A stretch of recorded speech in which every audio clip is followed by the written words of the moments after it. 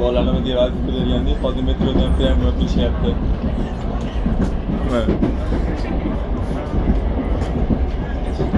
O'quvchilarimizga maktabda vazifa qilib bergandek, darsda qo'shimchasiga odam gavjum joyda odamlar nima deydi degan narsadan qutulish uchun metroni bu boshidan u boshigacha video qilib borishlarini vazifa qilib berganidek, mana hozir boshlashdi.